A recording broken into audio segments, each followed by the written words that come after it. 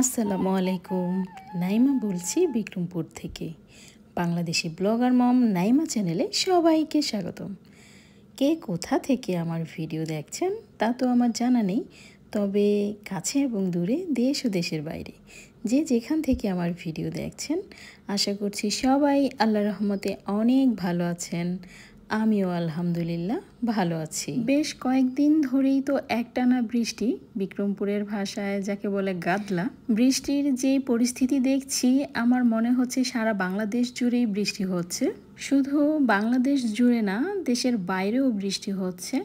আমার হাজব্যান্ড দেশের বাইরে গিয়েছেন চিকিৎসার উদ্দেশ্যে, তো উনিও বলছেন ওইখানেও বৃষ্টি হচ্ছে। বৃষ্টির কারণে ওনার প্রয়োজনীয় কাজগুলো উনি ঠিকঠাক মতো করতে পারছেন না ওইখানে।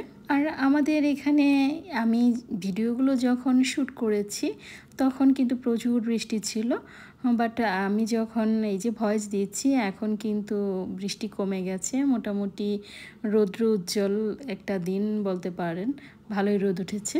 এই রোদে আবার কতক্ষণ থাকবে জানি না, কারণ এই রোদ এই বৃষ্টি তো এইরকমই সিজন। এখন আষাঢ় শ্রাবণ মাস, বর্ষাকাল, তো দেখা যায় এই তো এখন এই রোদ একদম ঝলমল করছে, আবার 5 মিনিট যেতে না যেতেই অন্ধকার হয়ে একদম অঝোরে বৃষ্টি শুরু হয়ে যায়। কিন্তু এবছর আমার কেন যেন মনে হচ্ছে একটু বেশি বৃষ্টি হচ্ছে, মানে এত এত এত বৃষ্টি হচ্ছে মনে হচ্ছে যে মাটি পর্যন্ত পচে যাচ্ছে। তবে আমার খুব একটা খারাপ লাগছে না, ইদানিং কেন যেন বৃষ্টি ভালোই লাগে। আসলে আমাকে এখন তো আর বাইরে খুব একটা বের হতে হয় না, এই কারণে বৃষ্টির জ্বালা যন্ত্রণা বুঝতে পারছি না। ছেলে যখন স্কুলে ছিল তখন যেমন টাইমলি স্কুলে পৌঁছাতে হবে, সময় মতো কোচিংয়ে যেতে হবে, এগুলো একটা প্যারা ছিল। তো বৃষ্টি বাদল দেখলে মেজাজটাই খারাপ হয়ে যেত। কিন্তু এখন আর ওইসব ঝামেলা নেই, যেহেতু ছেলে এখন মাদ্রাসায় পড়ে, তো এখন সবসময় ঘরেই থাকতে হয়। আর ঘরে থাকলে বৃষ্টি হোক রোদ হোক, যেটাই হোক না কেন, ওগুলি নিয়ে আর মাথা ঘামানোর কিছু নেই। আমার শ্বশুর যখন জীবিত ছিলেন উনি গৃহস্থালি করতেন, আর ধান বুনতেন না, ধান উনি কিনে আনতেন। প্রায় 30-40 মণ ধান, যে এলাকায় ধান বেশি হয় সেখান থেকে কিনে আনতেন। এগুলো আমার শাশুড়ি সিদ্ধ করতেন, শুকাতেন। তো যখন বৃষ্টি দেখতেন কি যে একটা অবস্থা, সবাই মিলে এগুলো তাড়াতাড়ি করে তোলার, অনেক সময় দেখা যেত ভিজেও যেত। আবার বেশ কয়েক বছর ভুট্টা বুনেছিলেন, তো সেই ভুট্টা নিয়েও একই অবস্থা। আর ভুট্টা কিন্তু এই সময়টাতেই পাকে, এই যে আষাঢ় শ্রাবণ মাস, প্রচুর বৃষ্টি, এখনই কিন্তু সবার ঘরে ঘরে ভুট্টা এসেছে। তো ঝড় বৃষ্টি যাই হোক, খিচুড়ি টিচুড়ি কোনো কিছুই আমার বাচ্চাদের খুব একটা জমে না, তো ওদের জন্য রুটি বানাতে হয়, আর সেটাই করে নিলাম। কয়েকটা বেশি বানিয়ে নিয়েছিলাম, আর সেগুলো আমি ডিপ ফ্রিজে রেখে দিলাম। নর্মাল ফ্রিজে না রেখে ফ্রোজেন করে রাখলেই রুটিটা আমার কাছে ভালো লাগে। এই দিকে দেখেন আমার ঘরের কি অবস্থা, গত 2-3 দিন যাবৎ একটা কাপড় শুকাতে পারছি না। তো সিঁড়ি টিড়ি চিলাকুঠা সব মানে ভরে গেছে, আর এখন ঘরেও ভর্তি। তো ঘরে আর এগুলো ভাল লাগছে না, তাই নিয়ে এখন ভাবছি এগুলো আমি সিঁড়িতেই মেলে দেব। আর একটু ছাদেও যাব, কারণ ছাদেরও খুবই বাজে অবস্থা, বৃষ্টিতে একদম শেওলা পড়ে যা তা অবস্থা, আরও খারাপ হয়ে গিয়েছিল। প্রত্যেকটা টবে একদম ঝোপ জঙ্গল দিয়ে ভরে গিয়েছিল। তো আমার যিনি হেল্পিং হ্যান্ড আছেন ওনাকে বলে আমি একটু পরিষ্কার করে নিয়েছি, একটু ঝাড়ুও দিয়ে গেছে, আর ঝোপঝাড়ও পরিষ্কার করে দিয়ে গেছেন। এই যে টবগুলো দেখতে পাচ্ছেন, এই টবগুলো আমি যেখানে দাঁড়িয়ে আছি এই জায়গাটাতে ছিল, তো এগুলো ওইখানে সরিয়ে রেখে এই জায়গাটাকে পরিষ্কার করেছে। তো আমি ভেবেছিলাম একটা ছাতা নিয়ে এগুলো আস্তে আস্তে একটু গুছিয়ে রাখবো, কিন্তু আকাশে গুরুম গুরুম করছিল, ভয় লাগছিল, এই কারণে আর ছাদে বেশিক্ষণ থাকিনি। এত সুন্দর ফুল ফুটেছে, কাছ থেকে যে একটু ভিডিও করে আনবো সেটাও আর সাহস পেলাম না। বৃষ্টি অবিরাম হয়েই চলেছে, আর আমি একটু একটু করে কাজগুলো করে নিচ্ছি।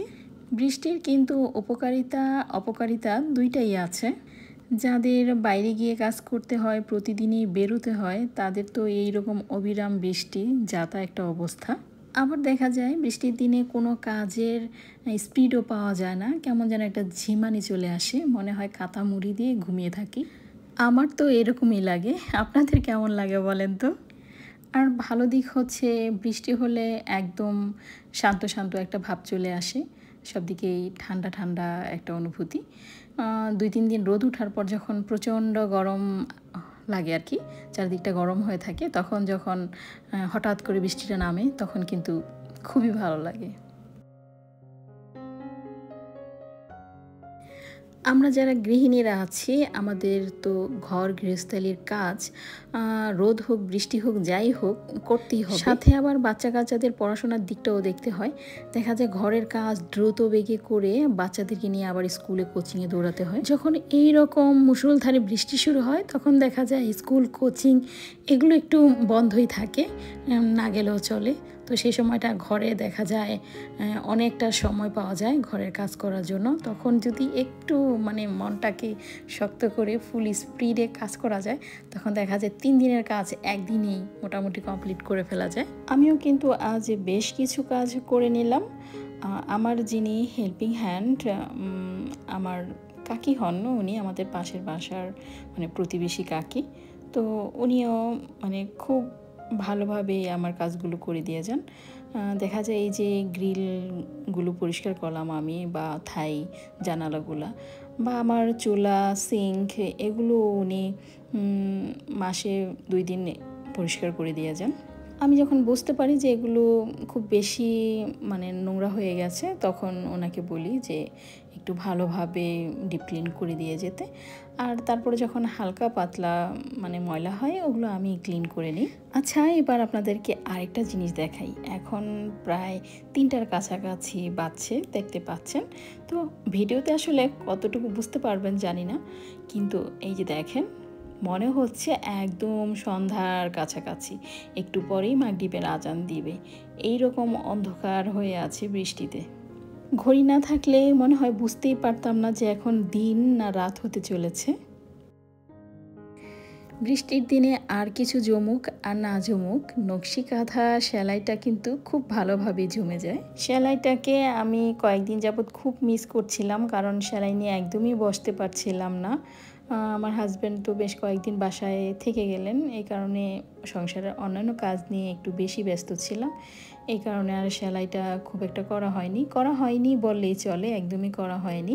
তো আমার কিন্তু একটা সেলাইয়ের চ্যানেলও আছে, তো এখানে মাঝে মাঝে আমি টুকিটাকি ভিডিও দেওয়ার চেষ্টা করি। তো কয়েকদিন হয়ে গেছে একদমই ভিডিও দেওয়া হয় না। ব্যস্ততা বেড়েছে ঠিকই, তবে আমার মনে হচ্ছে আমিও একটু লেজি হয়ে গেছি, একটু কাজ করেই হাবিয়ে যাই। যাই হোক, ভিডিওটা আজ এ পর্যন্তই ছিল। ভালো লাগলে একটা লাইক দিতে ভুলবেন না। এই ধরনের আরও নতুন নতুন ভিডিও পেতে আমার চ্যানেলটাকে সাবস্ক্রাইবও করে রাখতে পারেন। আজ এ পর্যন্তই। আল্লাহ হাফেজ, আসসালামু আলাইকুম।